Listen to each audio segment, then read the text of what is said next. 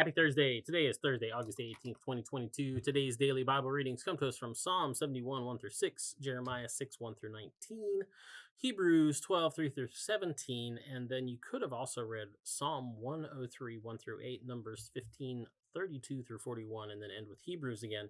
I'm going to take a look at Jeremiah and talk about, I'm talking about fig trees, first of all. So, because we have fig trees here at the Wesley Center, we grow them in pots, partly because they're easy, partly because they're pretty, partly because sometimes they give us fruit, and partly because it's a really biblical plant.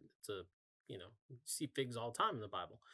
And then I also have them at home because they're really easy to cultivate. You can like take a branch off of it and literally stick it in the ground and it'll grow a whole new fig tree.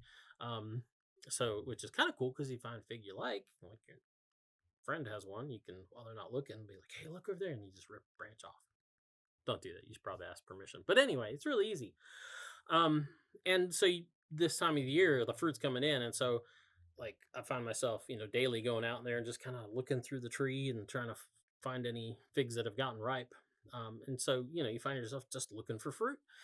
That's really what's going on here in Jeremiah. Part of it, especially where we start at verse 9, when you get down to verse 9, God is talking about, going through and gleaning the field, right? It's this image of somebody, he uses the image of, like a wine grower, of somebody growing grapes and just kind of using their hand and going over the vine and making sure they haven't missed any fruit, or they had, if there's something that they just haven't seen, because he's really concerned. I think the image is that he's afraid that he's not finding any fruit at all. So he's just checking to make sure he hasn't missed anything.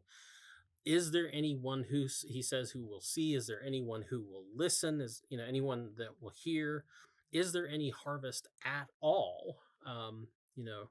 Is this a vine worth keeping? I think is kind of the question he's asking. So he's, and it's the image of God as the planter and as the harvester. The Bible, like I said, with fig tree references, but the Bible is full of planting and harvesting references. It's a huge image, which, makes sense because that was, a huge part of their life. Even people, I think, probably lived in the cities then, even if they weren't farmers, they probably had a better idea and understanding about farming and agriculture than we do today, because they were really, really dependent on it. Although we don't realize how dependent we are. So, the Bible's full of these references. And God, as the planter, he expects a harvest. If he's going to till the soil, if he plants the seed, and if he feeds and waters all of it, he expects to see fruit.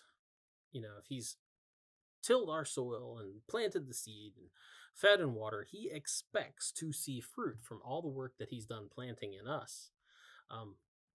Wants to see fruit, demands to see fruit. And so I guess, the lesson of this text today here is, let those with eyes see and let those with ears listen.